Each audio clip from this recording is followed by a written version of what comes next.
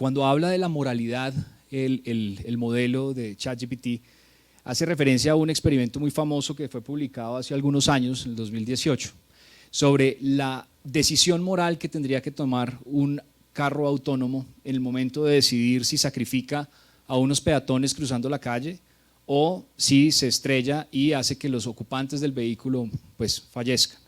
Y esto lo hicieron a través de una encuesta a nivel mundial, se encuestaron más de 200 millones de personas, y lo que concluyen los autores de este estudio publicado en Nature es que la respuesta moral a los dilemas éticos que nos va a presentar la inteligencia artificial depende mucho de la sociedad o de las culturas y normas específicas sobre donde se haga la pregunta. En verde a la derecha de la pantalla ustedes ven que las poblaciones en el hemisferio sur tienden a respetar más o salvarían a las figuras maternas y a las figuras jóvenes, versus que en otras sociedades, por ejemplo, sus valores implican proteger a las personas de mayor edad. Estas son el tipo de preguntas que la inteligencia artificial nos va a plantear en cirugía. Entonces, en el clip veíamos cómo, ¿quién es el responsable de un mal desenlace en un paciente? ¿El cirujano o el programador del algoritmo? ¿Quién es el que va a responder frente a esto? Este artículo se publicó en el 2016 y es del Instituto para el Estudio del Futuro de la Humanidad, y es cuando la inteligencia artificial se pronosticaba en ese momento podía superar el desempeño nuestro. Y en esta gráfica vemos el agregado de donde la inteligencia de alto nivel, y está acá Nicolás que nos dio una charla sobre esto más temprano y de pronto mi lenguaje técnico sea un poquito machetudo, pero lo que quiero resaltar acá es que para este año se predecía que la inteligencia artificial de manera autónoma para el 2026 iba a ser capaz de escribir ensayos, y vemos que ese hito se cumplió hace muchos años y se popularizó con la salida de ChatGPT. Daniel Sanabria nos mostraba los videos de los robots de Boston Dynamics que son capaces de saltar, hacer giros, subir, bajar cajas, etcétera, y eso también supera por amplio el margen que se le había dado en el 2016, estábamos hablando hace 6 años. Este instituto plantea que en general un cirujano autónomo estaba probablemente en el horizonte a los 31 años a partir de ese año, es decir, hacia alrededor del 2040, 2050, podríamos ver cirujanos realizando procedimientos de manera autónoma. Y es que está avanzando esto tan rápido que ChatGPT contesta mejor las preguntas de los exámenes de los boards en Estados Unidos de neurocirugía mejor que los residentes y que los fellows en todas las categorías que se le pregunten. O sea, ya supera la capacidad de respuesta de contenido de los neurocirujanos en Estados Unidos. Entonces, ¿cuál es esa evolución? Si en la gráfica de arriba uno ve cómo están los conductores, los carros autónomos, y vemos que hay una gradualidad en cómo se va adoptando esta tecnología. Inicialmente hay una asistencia para el manejo, luego una automatización parcial, una automatización condicional dependiendo de las características que se quieran, una automatización alta y una automatización completa. En cirugía va a pasar lo mismo. Nosotros al principio pues en el 0 hacíamos la cirugía todos el humano, puede haber una guía intraoperatoria con imágenes, pero la parte física la hacemos nosotros. Ya hay, y de pronto en la charla, había una charla en el programa de ortopedia que nos cuentan cómo los robots ortopédicos pueden hacer cortes, pueden hacer la planeación in vivo de dónde se van a colocar los diferentes materiales de fijación. Ya hay automatización condicional, el ejemplo que más se cita es el CyberKnife, que es una tecnología de radioterapia, entonces hay debate si es quirúrgico o no, pero al final del día es que el proceso lo mapea y lo hace el programa. Y las automatizaciones altas, que es el 4 y el 5, en los cuales pues va a ser la exploración, la capacidad de hacer de manera autónoma todo el procedimiento. O sea, aún en esto ya vamos en un nivel alto, vamos ya para el 4 o para el 5. Y es que esta tecnología está permeando todo nuestro quehacer. Entonces hay múltiples estudios, y aquí les traje solo uno de varios, de cómo los modelos de inteligencia artificial se aplican para la predicción de complicaciones posoperatorias. Este es un artículo en el cual se utilizaron mecanismos de machine learning, de aprendizaje de máquinas, y se comparaban las redes neuronales, los bosques aleatorios con las regresiones logísticas tradicionales, y en todos los casos superaba el modelo de aprendizaje la regresión logística tradicional que hemos utilizado siempre para entender nuestros desenlaces. Y aquí se podía predecir con una mayor certeza qué pacientes iban a tener una fuga pancreática. Entonces, nosotros tenemos que recordar que como cirujanos estamos propensos al sesgo y tenemos sesgos de muchos tipos. El de encuadre o de contexto, que es cuando uno le cuenta al colega una situación clínica, pero realmente esa no es la situación clínica que pasó, es la que uno se acuerda. O cuando hay exceso de confianza, que ninguno de nosotros sufre de eso. O el sesgo de acción, que es que a veces mejor no hacer nada que hacer. Quedarnos quietos a nosotros nos cuesta mucho. El sesgo de anclaje, y es que es básicamente que los desenlaces para nuestros pacientes no necesariamente se trasladan de población caucásica, nórdica, sino que somos una población diferente y eso genera sesgos que no estamos contemplando en nuestras decisiones. El sesgo de recuerdo, y es muy frecuente cuando hemos tenido una complicación que basamos nuestras decisiones futuras en esa complicación reciente y no en todas las exitosas que hemos tenido previa a esto. Y el sesgo de confirmación, y es que dejamos que nuestras creencias personales se pongan por encima de lo que está basado en la evidencia. Entonces, lo que actualmente tenemos son modelos de salud en los cuales los sistemas electrónicos de historia clínica son pesados, son poco amigables con nosotros y nos dan solo algunas informaciones que son manuales. Eso nos lleva a que haya baja adherencia a las recomendaciones porque realmente los datos son difíciles de procesar, hay fatiga en la decisión y hay mucho sesgo. El ideal entonces, para que nosotros pudiéramos aprovechar esta tecnología, es que tengamos datos desde la historia clínica electrónica que sean llevados a los diferentes y diversos modelos de inteligencia artificial donde se esté en tiempo real incorporando variables fisiológicas del paciente. Hay varios estudios que hablan cómo se han hecho modelos predictivos de sepsis y falla multiorgánica utilizando estos modelos y son mucho más precisos en su detección de falla renal, por ejemplo, que los scores que actualmente utilizamos. Pero entonces viene la pregunta, ¿qué sacrificamos primero en un paciente de reanimación en UCI? ¿Lo encharcamos, como se dice popularmente, y lo terminamos entubando, pero salvamos el riñón? ¿O sacrificamos el riñón y que entre en falla renal, pero no se lleva a una intubación porque se protegió de edema pulmonar? Y esos son los dilemas a los cuales nos va a llevar esta información precisa de manera individualizada en cada paciente. Lo ideal es que la inteligencia artificial esté involucrada en tanto la fase preoperatoria, la intraoperatoria con estrategias específicas para el paciente y la fase posoperatoria donde vamos a detectar de manera temprana las complicaciones. Aquí no quiero entrar en detalle, ya Nicolás habló bastante de esto, pero lo que sí es importante y que nosotros lo hemos vivido en las diferentes fases de la evolución quirúrgica es que todas las innovaciones quirúrgicas tienen unas fases. Es una primera donde se introduce esa tecnología y es una fase de crecimiento, luego se establece que esa tecnología tiene una ventaja competitiva frente a las demás tecnologías que están, pero luego se llega a una meseta de desempeño. Y eso se vivió, por ejemplo, en la cirugía mínimamente invasiva con la cirugía rígida endoscópica, luego la laparoscópica, estamos en la cirugía robótica en este momento y estamos en esas fases de crecimiento y vamos a hablar un poquitico acerca de los robots autónomos y microrobots en un futuro. Lo mismo pasa con las decisiones quirúrgicas, estamos hablando de, primero, los modelos de score predictivos, los modelos de regresión logística y ahora estamos hablando de aprendizajes de máquinas y aprendizajes por refuerzo. Entonces, aquí básicamente quería resaltar que en las fases de crecimiento de la tecnología ya hoy en día se están viendo robots autónomos que son capaces de reparar úlceras y ahorita les muestro la foto, ya no es una realidad, ya no es una ciencia ficción, sino que esa ingestión del robot está ocurriendo y estamos en esa fase de crecimiento con respecto a la cirugía robótica. Aquí pues básicamente quería decir que hay diferentes capas o profundidades en las cuales se da la inteligencia artificial. Cuando hablamos de inteligencia artificial hay que ver que hay diferentes mecanismos mediante los cuales los sistemas aprenden. Entonces, Nicolás nos explicaba esta mañana cómo ellos están convirtiendo un video en información que sea digerible para el robot. Lo que el robot realmente, o para el modelo, mejor, el algoritmo, lo que él está haciendo es convertir datos en información que se puede agregar entre diferentes imágenes o fuentes de datos y generar realmente pues, todo lo que es el aprendizaje. ¿Cómo lo hace?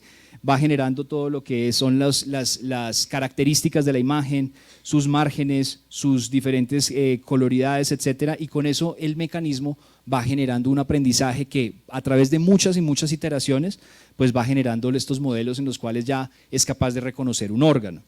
Y eso tiene diferentes explicaciones, puede hacerse a través del aprendizaje supervisado, que es probablemente algo de lo que nos explicaba Nicolás, y es cómo uno va generando los datos o va generando las marcas para que el robot reconozca que A es A y B es B, pero hay algunos otros que son no supervisados, en los cuales son datos mucho más grandes y se buscan son patrones.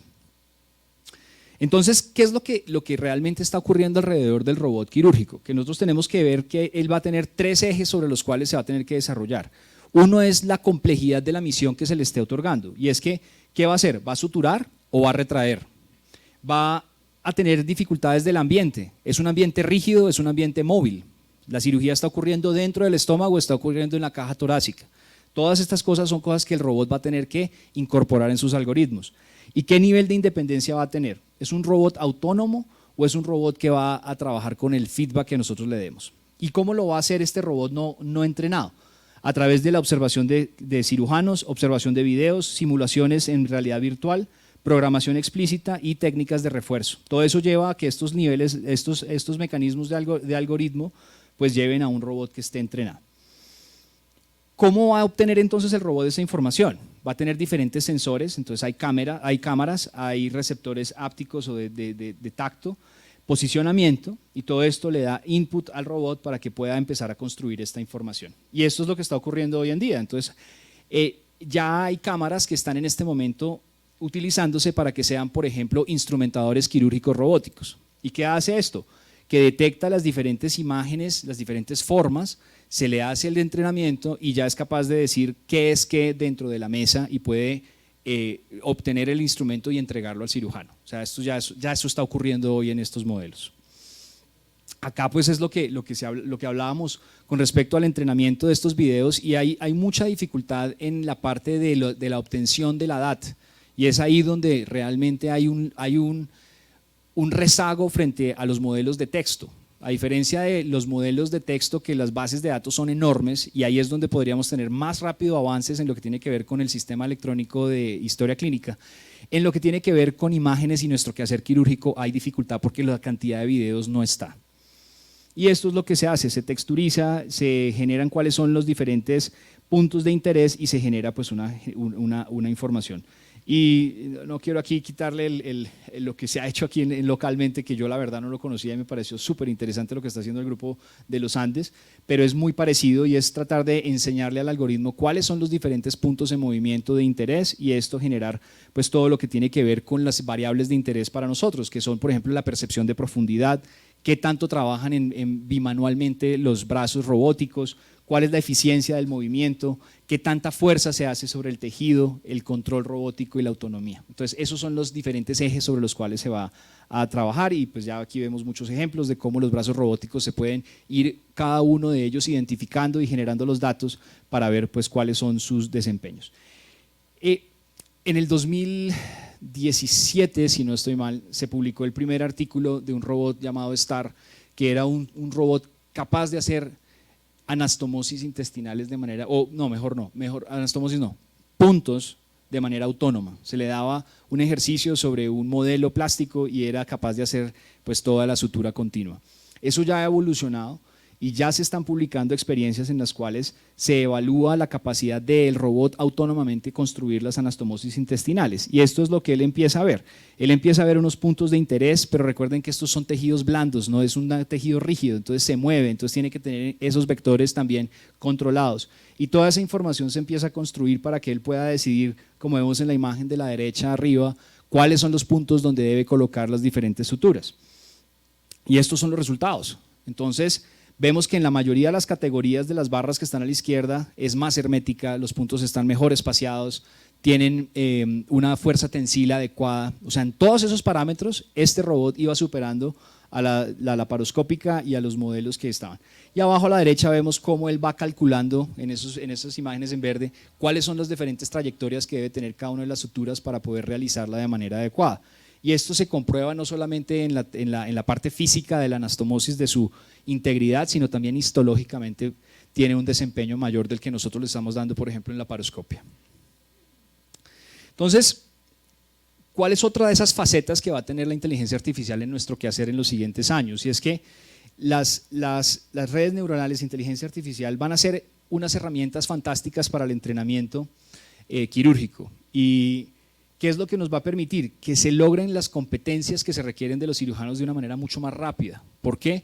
porque el modelo se va a ir adaptando a las necesidades propias y utilizando la misma foto que presentó Daniel esta mañana de su sobrino, en la cual el sobrino desempeñaba mejor que el que lleva 2 años haciéndolo por la paroscopia, pues ahora póngale a usted eso, la capacidad, la posibilidad de que el sistema le dé retroalimentación o feedback específico acerca de qué es lo que usted tiene que hacer para mejorar su capacidad quirúrgica. También lo tocaron esta mañana, quizás lo más importante, y por ahí se mencionó en una de las preguntas que me pareció una pregunta muy valiosa, y era el tema de indocianina verde, y es cómo adaptar las imágenes moleculares al quehacer diario. Entonces vamos a tener información funcional, y de hecho ya la estamos teniendo en las gamografías de somatostatina, en los pacientes que tienen indocianina verde, los pacientes que son llevados a PET, pero cómo podemos integrar eso a nuestro campo quirúrgico. Entonces lo que hace es que esa mezcla de software, de visualización intraoperatoria y de la inteligencia artificial es lo que podemos visualizar en el campo para realmente hacer cirugías que tengan muchísima más lógica. Hoy hay estudios, por ejemplo, con marcación de indocianina verde, pero para receptores específicos de cáncer. Entonces usted utiliza la fluoresceína, pero marcada con receptores específicos del tumor que usted está tratando. Y usted solamente ve fluorescencia donde hay tumor, donde hay tumor que está captando estos receptores. Y esto es lo que va a permitir integrar las imágenes realmente a lo que estamos haciendo. Entonces usted va a tener feedback o retroalimentación en vivo para poder planear sus incisiones, planear su campo, etc. Y aquí pues vemos cómo pasa de la imagen que vemos a la izquierda de la tomografía a que usted pueda hacer realidad virtual, pueda hacer sus procedimientos, planearlos antes de ejecutarlos o los pueda tener integrados a su campo quirúrgico. Entonces es como un 360 de la información, pero ese 360 en este momento no lo podemos hacer sin las capacidades adicionales que nos otorga la inteligencia artificial y estos algoritmos. Entonces, cambiando un poquito de tercio, el futuro también nos tiene lo que son los robots flexibles y los microrobots. Y ya hay prototipos de robots autónomos que son flexibles o suaves, que no tienen piezas rígidas, y esto pues va a permitir operar en espacios que no son rígidos y que pueden tener pues todo el movimiento. Y aquí les comentaba de la cápsula de robots que se pueden ingerir, en los cuales se manejan con campos magnéticos y son pues estudios muy, muy preliminares en modelos, pero ve uno cómo el robot es capaz, por ejemplo, de reparar una úlcera de 5 milímetros a través de este movimiento externo. Entonces ese cuento del viaje fantástico de 1990 y pico, donde el submarino iba andando por ahí, yo creo que es algo que nosotros vamos a ver en nuestra práctica en los siguientes años. A mí hay un tema muy importante del manejo de la información en inteligencia artificial, más allá de los sesgos, de la privacidad de datos, etcétera, es que nosotros, como nuestro quehacer quirúrgico es muy solitario, nosotros no tenemos en muchas ocasiones feedback o retroalimentación de qué tan bien o mal están haciendo nuestros desenlaces, cómo nos comparamos a nuestros colegas, qué podemos mejorar. Y parte de lo que se puede galvanizar de esta información es que si usted conecta su sistema de información quirúrgico con los sistemas quirúrgicos internacionales, usted va a poder hacer análisis de poblacionales de desenlaces. Entonces ya no es Herrera haciendo una gastrectomía solo, sino que es cómo se compara su gastrectomía en un paciente T3N2 con neoadyuvancia frente a 200 pacientes que tienen esa misma característica y cómo le fue a su paciente. ¿Cómo debe usted manejar el posoperatorio, el manejo adyuvante de ese paciente? Y para eso es que ya usted sale de su nicho o de su silo y empieza a tener que compararse y tener como una necesidad de evaluarse frente a sus colegas. Esto genera miedo. Y si uno mira las encuestas de cómo va a afectar la inteligencia artificial a nuestro quehacer, pues muchas de las personas o la mayoría tenemos miedo a estos cambios. ¿Qué busca la gente o qué se preguntan los pacientes frente a esto? ¿Qué quieren ellos? Por ejemplo, en radiología, que les den el diagnóstico que es, que la inteligencia artificial no se equivoque. Son una de las preguntas. ¿Qué les preocupa en cirugía? Que todo el procedimiento sea hecho autónomamente por el cirujano y que le quite la posibilidad del cirujano. Pero es que imagínense ustedes que el programa quirúrgico el robot quirúrgico viene programado para no lastimar un vaso sanguíneo y por la razón que sea empezó a sangrar y usted no le puede quitar el control al robot para entrar y parar el sangrado generan dilemas que generan miedo para las personas. De hecho, si uno mira los puntajes, el más bajo es el de nosotros en cirugía, o sea, la mayoría de las personas le tienen mucha resistencia a que sea un robot el que los va a operar de manera autónoma. Para terminar, Stephen Hawking en el 2016, antes de su partida, estuvo en la inauguración del Instituto para el Estudio de la Inteligencia Artificial y hablaba de cómo se había gastado una gran cantidad de tiempo estudiando la historia. Y esta era, en la mayoría de las veces, la historia de la estupidez, la historia. Entonces, ¿será que deberíamos cambiar y estudiar más bien el futuro de la inteligencia? Nosotros como cirujanos estamos muy apegados a nuestro entrenamiento, a nuestra escuela.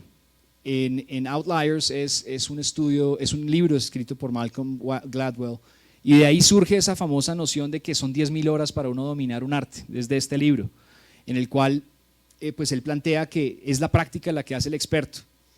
Pero quizás lo que tenemos que hacer es pensar un poco diferente y repensar nuestros sesgos. Y es que de pronto no son 10.000 horas, de pronto son 5.000 guiadas y bien enfocadas.